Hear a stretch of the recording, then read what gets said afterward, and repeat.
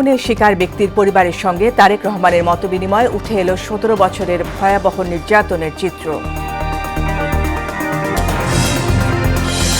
প্রার্থিতা নিয়ে ইসিতে অষ্টম দিনের আপিল শুনানি চলছে। আচরণবিধি নিয়ে শোকজের ব্যাখ্যা দিলেন মামুনুল। নানা ইস্যুতে জামায়াতের জরুরি বৈঠক।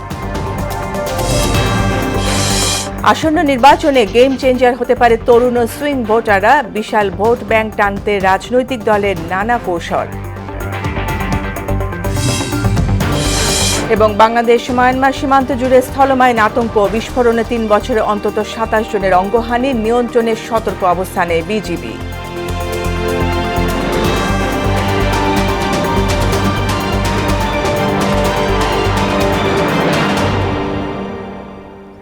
আসসালামু আলাইকুম, স্বাগত মোহনা সংবাদে। এতক্ষণ শুনছিলেন শিরোনাম, পুরো সংবাদের সঙ্গে আছি ফারজানা ইয়াসমিন। বিএনপি চেয়ারম্যান তারেক রহমানের সঙ্গে মতবিনিময় করেছেন গুম, খুন ও নির্যাতনের শিকার ব্যক্তির পরিবারের সদস্যরা। এ সময় গত ১৭ বছর ধরে অসহায় অবস্থার চিত্র তুলে ধরে মায়ের ডাকের সমন্বয়ক সানজিদা ইসলাম তুলি সকালে রাজধানীর চীনমৈত্রী সম্মেলন কেন্দ্রে আমরা বিএনপি পরিবার এবং মায়ের ডাক সংগঠন আয়োজিত সভায় প্রধান অতিথি হিসেবে যোগ দেন তারেক রহমান। এতে বিএনপি স্থায়ী কমিটির সদস্য সহ গুম, খুনের শিকার পরিবারের সদস্যরা উপস্থিত রয়েছেন। স্বজন হারানো ব্যক্তিরা কান্নায় ভেঙে পড়ে নিজেদের উপর চলা অত্যাচারের চিত্র তুলে ধরেন। আমার বাবাকে যখন গুম করা হয় তখন আমার বয়স ছিল ২ মাস, এখন আমার বয়স ১৩ বছর।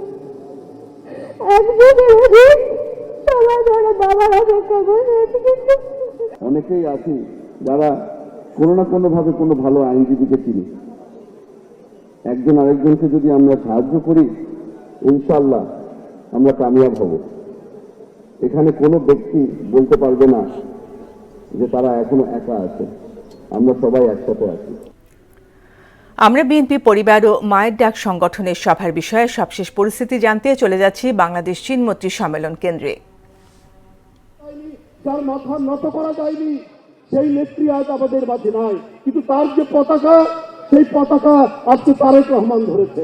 সেই পতাকা যাতে নুয়ে না পারে, সেই পতাকা যাতে তিনি ধরে রাখতে পারেন, শক্তভাবে ধরে রাখতে পারেন, তাহলেই এই জাতি এবং এই দেশের স্বাধীনতা, এই দেশের গণতন্ত্র, সার্বভৌমত্ব শক্তভাবে সেটি প্রতিষ্ঠিত থাকবে। আমরা সেই সহযোগিতা আমরা তাদেরকে করব, কারণ অনেক রক্ত ঋণে আবদ্ধ এ জাতি। এই রক্তের ঋণ পরিশোধ করতে হবে। আমরা দেশে দেশে একসময় পড়েছি যে কিভাবে স্বৈরাচার ফ্যাসিস্টরা মানুষের উপর অত্যাচার করেছে। চুলের গ্রামের মধ্যে রাজনৈতিক প্রতিপক্ষকে ডুবিয়ে দিয়েছে, পেছন দিক থেকে ট্রাক চালিয়ে দেওয়া হয়েছে রাজনৈতিক প্রতিপক্ষকে। আমরা নিজের চোখে এবার দেখলাম শেখ হাসিনার সেই ভয়াল পরিস্থিতি। সন্তানকে মায়ের কোল থেকে, স্বামীকে তার স্ত্রীর কাছ থেকে অথবা সন্তানের কাছ থেকে ধরে নিয়ে গিয়ে পাট খেতে, ধান খেতে, বাঁশঝাড়ের মধ্যে কিভাবে গুলি করে ফেলে রেখে রাখা হয়েছে, কিভাবে ধরে নিয়ে যাওয়া হয়েছে ইলিয়াস আলীকে, কিভাবে ধরে নিয়ে যাওয়া হয়েছে হুমায়ুন পারভেজকে, কিভাবে ধরে নিয়ে যাওয়া হয়েছে সাইফুল ইসলাম হিরুকে, জাকিরকে, সুমনকে, আর কত নাম বলবো। এই নাম বললে অনেক সময় চলে যাবে। বন্ধুরা আমার, আমরা সেই বিভীষিকা, সেই ভয়াল পরিস্থিতি, সেই ভয়াল দিন এবং রাত আমরা দেখেছি। বন্ধুরা আমার, আজকে এই পরিস্থিতি অতিক্রম করে আমরা এখানে এসেছি। একটা যে কথা বলবেন, নিজের কথা, তারেক রহমান সাহেব এইটাও নিষিদ্ধ করেছিল শেখ হাসিনা। তার রাজনৈতিক প্রতিপক্ষ রাখতে চায়নি, নিশ্চিহ্ন করতে হয়েছে। দেশনেত্রীকে একটা ভগ্ন স্তূপের মধ্যে। এতক্ষণ যুক্ত ছিলাম বিএনপি পরিবার ও মায়ের ডাক সংগঠনের অনুষ্ঠান বাংলাদেশ চীনমৈত্রী সম্মেলন কেন্দ্র থেকে। ত্রয়োদশ জাতীয় সংসদ নির্বাচনের রিটার্নিং কর্মকর্তাদের সিদ্ধান্তের বিরুদ্ধে অষ্টম দিনের আপিল শুনানি চলছে। আজ ৫১১ থেকে ৬১০ নম্বর ক্রমিক পর্যন্ত শুনানি করা হবে। শুনানিতে প্রধান নির্বাচন কমিশনার সহ অন্য কমিশনাররা রয়েছেন। এদিকে আচরণবিধি নিয়ে নির্বাচন কমিশনের কাছে শোকজের ব্যাখ্যা দিয়েছেন ঢাকা ১৩ আসনে বাংলাদেশ খেলাফত মজলিস মনোনীত পদপ্রার্থী মামুনুল হক। এ সময় তাকে তুচ্ছ ঘটনায় শোকজ করা হয়েছে উল্লেখ করে তিনি বলেন, গণভোটের প্রচারণা করার সময় বিভিন্ন হয়রানির শিকার হতে হয়েছে। যেই গণমাধ্যমের সংবাদের ভিত্তিতে আমাকে শোকজ করা হয়েছে, তো আমি মনে করি সেই সংবাদ মাধ্যম এবং সেই সংবাদ মাধ্যমের যে প্রতিবেদক তিনি লিফলেটের কথা বলেছেন, অথচ লিফলেটটা সংগ্রহ করা তার জন্য কঠিন কিছু ছিল না। সে উপস্থিত থেকে সংবাদ সংগ্রহ করেছে, আমার সাথে কথা বলাটা তার জন্য কোনো কঠিন কিছু বিষয় ছিল না। এই জন্য আমরা মনে করি যে সঠিক তথ্য যাচাই করেই সংবাদগুলো প্রকাশ করা উচিত। এ বিষয়ে আরো জানাতে নির্বাচন কমিশন থেকে যুক্ত হচ্ছেন সহকর্মী নাহিদ সিরাজি নিম্মি। মধ্যাহ্ন বিরতির আগে কতগুলো আবেদনের শুনানি হয়েছে, আপিল মঞ্জুর এবং নামঞ্জুরের হার কেমন?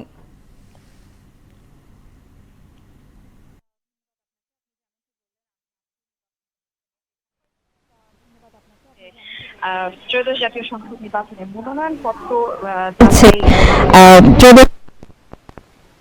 আপিল শুনানি রয়েছে, তার অষ্টম দিনের শুনানি, এবং আজকে কিন্তু অষ্টম দিনের 50টির মতো মনোনয়ন ভোটের কথা জানানো হয়েছে। 50টি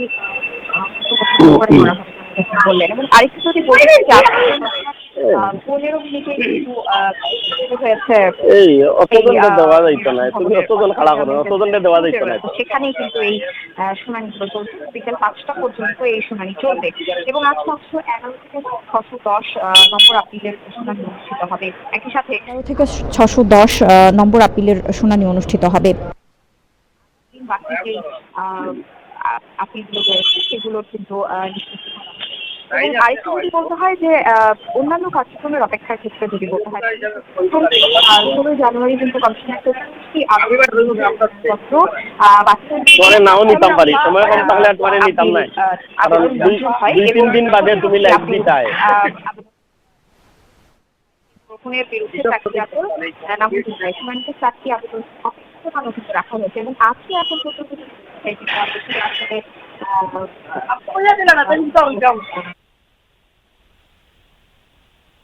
মনোনয়নপত্র হ্যাঁ পেয়েছে আসলে, কিন্তু এমনটি কিন্তু এখন পর্যন্ত কোনোটাই আমরা জানতে পারিনি। তবে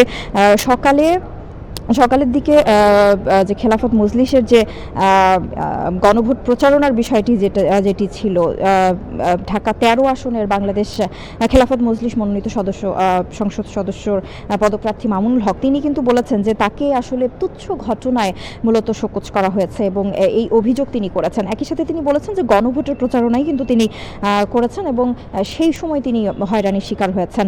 এবং অন্যদিকে এইভাবে কোনো দলের প্রধানকে এইভাবে হয়রানি করা এবং অন্যান্যদের লেভেল প্লেইং ফিল্ড নিয়েও কিন্তু তিনি এই সময় প্রশ্ন ছুড়েছেন। এবং আরেকটি বিষয়ে যদি আমি যুক্ত করি যে আগামীকালই কিন্তু শেষ হয়ে যাবে এই মনোনয়নপত্রর যে শুনানি আছে সব কার্যক্রম, এবং এরপরেই এরপরে প্রার্থিতা প্রত্যাহারের যে বিষয়টি রয়েছে সেটি 20 জানুয়ারি শেষ হবে, এবং রিটার্নিং কর্মকর্তারা চূড়ান্ত যে প্রার্থী তালিকা রয়েছে সেটি। নিম্মি, আপনাকে ধন্যবাদ। চলমান রাজনৈতিক পরিস্থিতি নিয়ে জরুরি বৈঠক করেছে বাংলাদেশ জামায়াতে ইসলামীর কেন্দ্রীয় নির্বাহী পরিষদ। সকাল 9টার পর মগবাজার কেন্দ্রীয় কার্যালয়ে বৈঠকটি শুরু হয়। বৈঠকে সভাপতিত্ব করেছেন জামায়াতে ইসলামের আমির ডক্টর শফিকুর রহমান। উপস্থিত ছিলেন কেন্দ্রীয় নির্বাহী পরিষদের অন্য সদস্যরা। সভায় জানানো হয় শেষ পর্যন্ত 11 দলীয় জোটের জন্য অপেক্ষা করবে জামায়াতে ইসলামী নেতৃত্বাধীন জোট। ভোটের প্রস্তুতির খবর।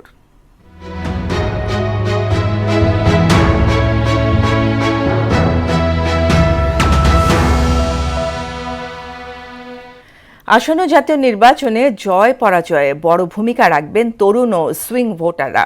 নির্বাচন কমিশনের সবশেষ তথ্য অনুযায়ী দেশে 4 কোটিরও বেশি ভোটারই তরুণ, যারা এবার প্রথম ভোট দেবেন। এই তরুণ ভোটারদেরই একটা বড় অংশ দোদুল্যমান রয়েছেন বলে মনে করছেন বিশ্লেষকরা। এদের দলে টানতে গতানুগতিক ধারার বাইরে এসে মানুষের সমস্যার সমাধানে প্রার্থীদের এগিয়ে আসার পরামর্শ দেন তারা। নাদিম মুস্তাফার ক্যামেরায় উষা ফেরদৌসের রিপোর্ট।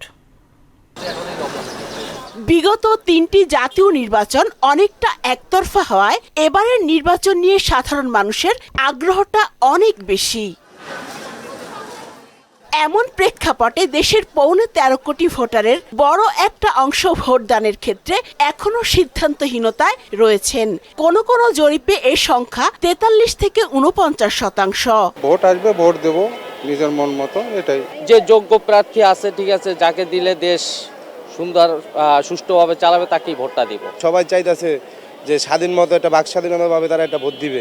নির্বাচন কমিশনের হালনাগাদ তথ্য মতে আসছে নির্বাচনে 4 কোটির বেশি তরুণ প্রথমবারের মতো ভোট দেবেন, যাদের একটা বড় অংশ এখনো দোদুল্যমান। ভেবে পাচ্ছি না এখনো কাকে ভোট দিব, তারপরে ভোট কেন্দ্রে যাব, সকাল সকাল লাইনে দাঁড়াবো।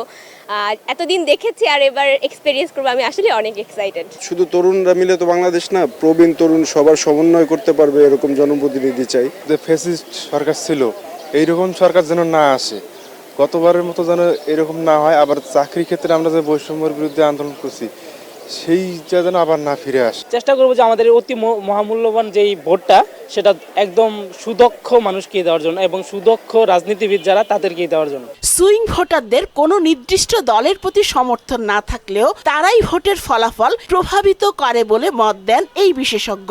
বড় রাজনৈতিক দলগুলোর একটা ভোট ব্যাংক থাকে, এই ভোট ব্যাংকের বাইরে গিয়ে যারা হচ্ছে যে এক এক সময় নেতার ধরন দেখে, রাজনৈতিক ইশতেহার দেখে কিংবা হুইমজিক্যালি হোক, যে কোনো কারণেই হোক, তারা ফিক্সড কোনো ভোটার না। তো সেই ক্ষেত্রে গত 17-16 বছর সুষ্ঠু সাধারণ নির্বাচন না হওয়ার প্রেক্ষিতে এবং তারা কখনো নির্বাচন দেখেনি, ওইভাবে দেখেনি, না দেখার প্রেক্ষিতে তাদের ভোটটা একটা ডিটারমাইনিং ফ্যাক্টর হবে। আওয়ামী লীগের ভোটারদের উপস্থিতি অনুপস্থিতি এটি তো হবে সুইং ভোটের একটা বড় ক্যালকুলেশন। অর্থাৎ আপনি হয়তো দেখবেন যে এই সুইং ভোটারদের মধ্যে দলীয় নির্দেশনাটা আর হচ্ছে সব সময়ের জন্য যে একটা কন্টিনিউয়াস সুইং ভোটার থাকে তাদের, এই দুটো মিলে হবে এইবারের নির্বাচনে ফলাফলের উপর একটা প্রভাব বিস্তারকারী ভূমিকা রাখবে। এরাই আগামী নির্বাচনে জয় পরাজয় নিয়ামক বলে মনে করেন এই সমাজবিজ্ঞানীও। তরুণ ভোটার এটা তো সব থেকে বড় নিয়ামক। এবার যে মানে ভোট হবে সেই ভোটের যে ফলাফল সেখানে তাদের অবদান তো অবশ্যই আছে। এখন সেটা কি হবে আমরা জানি না, তবে আমি মনে করি যে তারা যখন ভোট দেবে এরা তো শিক্ষিত ভোটার এবং এদের একটা বড় অংশ গণ-অভ্যুত্থানে অংশগ্রহণ করেছে, তাদের অনেকের বন্ধুবান্ধব শহীদ হয়েছে, অনেকে যারা আহত তারা এখনো তাদের চারিদিকে আছে। তো তাদের মাঝে এক ধরনের আগ্রহ আছে, যে একটা পরিবর্তনের আগ্রহ আছে। এছাড়া কার্যক্রম নিষিদ্ধ আওয়ামী লীগ নেতাকর্মীদের একটা বড় অংশ এবার সুইং ভোটারদের তালিকায় থাকছে বলেও মনে করেন বিশ্লেষকরা। উষা ফেরদৌস, মোহনা সংবাদ, ঢাকা।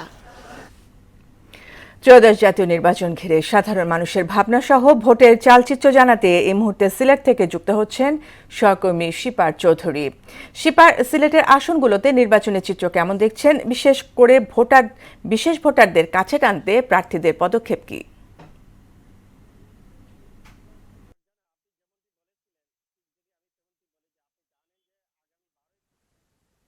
যে আগামী 12ই ফেব্রুয়ারি ত্রয়োদশ জাতীয় সংসদ নির্বাচন অনুষ্ঠিত হবে। এরই আলোকে সিলেটের যে 6টি আসনে জেলা রিটার্নিং অফিসারের কাছ থেকে আমরা যেমনটি জানতে পেরেছি যে 39 জন প্রার্থী এ পর্যন্ত বৈধ হয়েছে, আরো কিন্তু বাকি 2 দিন রয়েছে, এই 2 দিনে কিন্তু প্রক্রিয়া দিন রয়েছে, আরো অনেকজন হয়তো বৈধ হতে পারে। তো আমি যদি আপনাকে বলি যে আমি এই মুহূর্তে রয়েছি সিলেটের 1 নম্বর আসনে, যে আসনটি কিন্তু সারা বাংলাদেশের মধ্যে কিন্তু অধীর আগ্রহে তাকে এই আসনটি কে নিবে।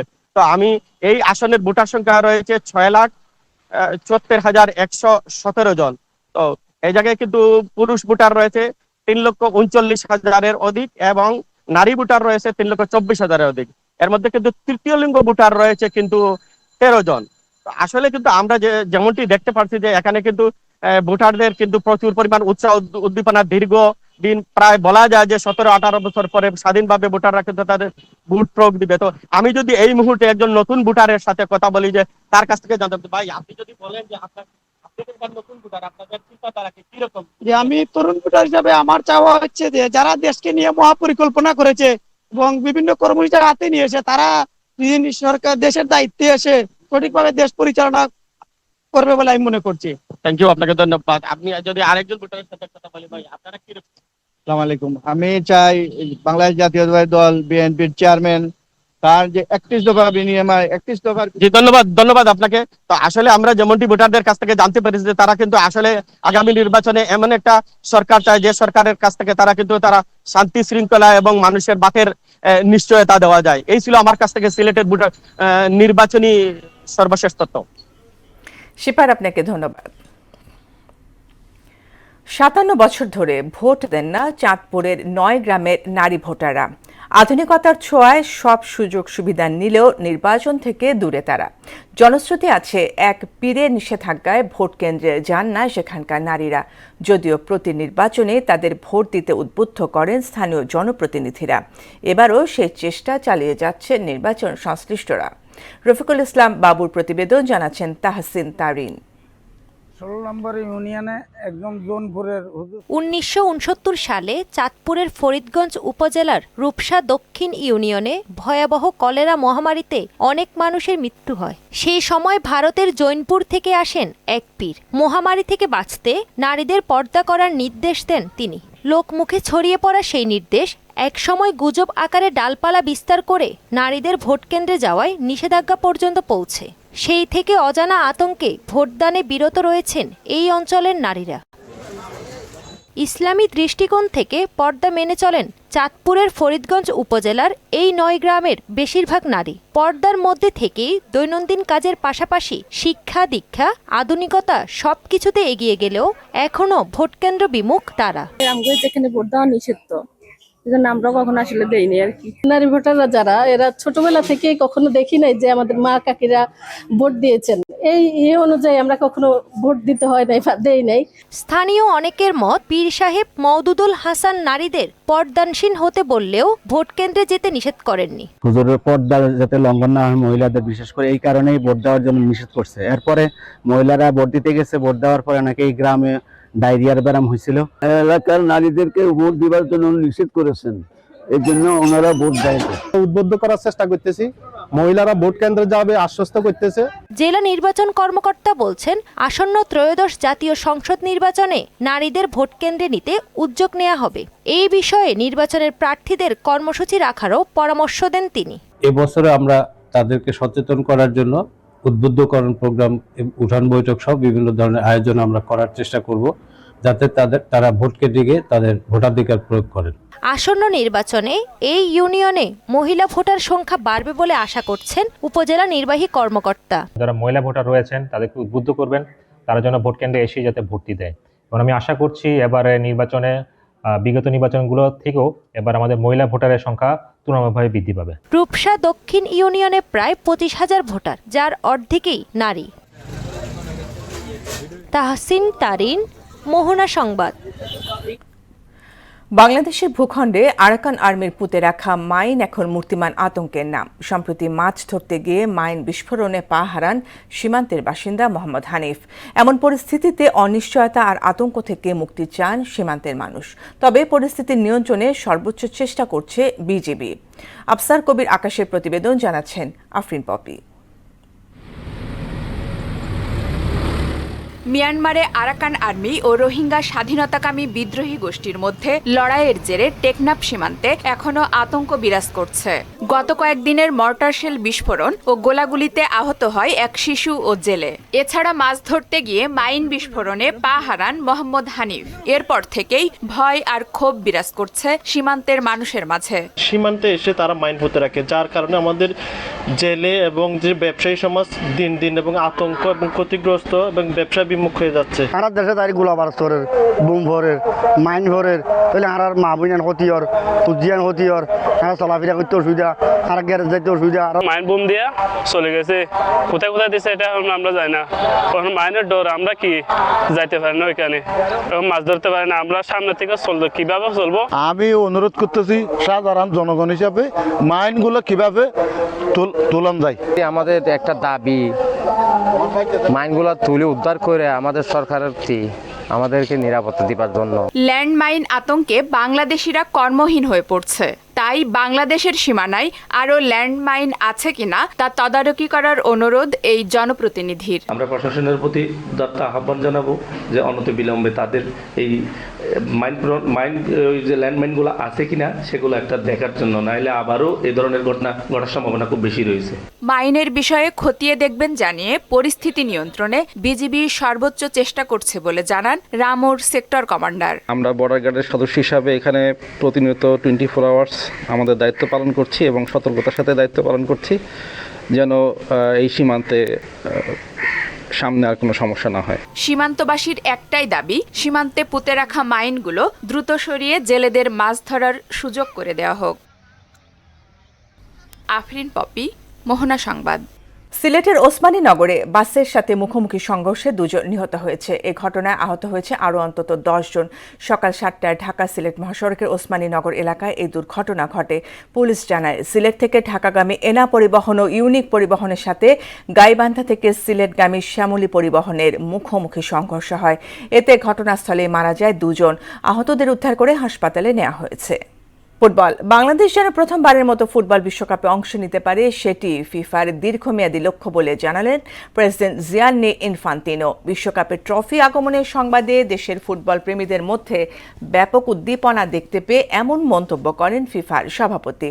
ফিফা বস বলেন, বাংলাদেশ ফুটবলের দারুণ এক দেশ, যেখানে ফুটবল বর্তমানে জনপ্রিয় হয়ে উঠেছে। তাদের অবশ্যই একটি সুযোগ আছে। বাংলাদেশ ফুটবলকে এগিয়ে নিতে ফিফা পর্যাপ্ত বিনিয়োগ করছে বলেও জানান তিনি।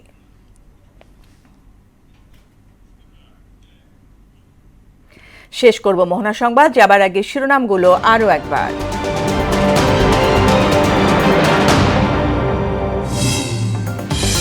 গুম খুনের শিকার ব্যক্তির পরিবারের সঙ্গে তারেক রহমানের মতবিনিময়ে উঠে এলো 17 বছরের ভয়াবহ নির্যাতনের চিত্র। প্রার্থিতা নিয়ে ইসিতে 8ম দিনের আপিল শুনানি চলছে। আচরণবিধি নিয়ে শোকজের ব্যাখ্যা দিলেন মামুনুল। নানা ইস্যুতে জামায়াতের জরুরি বৈঠক। আসন্ন নির্বাচনে গেম চেঞ্জার হতে পারে তরুণ ও সুইং ভোটাররা। বিশাল ভোট ব্যাংক টানতে রাজনৈতিক দলের নানা কৌশল। এবং বাংলাদেশ মায়ানমার সীমান্ত জুড়ে স্থলমাইন আতঙ্ক। বিস্ফোরণে 3 বছর অন্তত 27 জনের অঙ্গহানি। নিয়ন্ত্রণের সতর্ক অবস্থানে বিজিবি। এই ছিল মোহনা সংবাদে। পরবর্তী সংবাদ বিকেল 5:30টায়। এর আগে বিকেল 3টায় দেখবেন সংবাদ এক নজরে। মোহনার সবশেষ খবর জানতে ভিজিট করুন www.mohana.tv। সংবাদ দেখতে পারেন ফেসবুক, ইউটিউবেও। এতক্ষণ সঙ্গে থাকার জন্য ধন্যবাদ।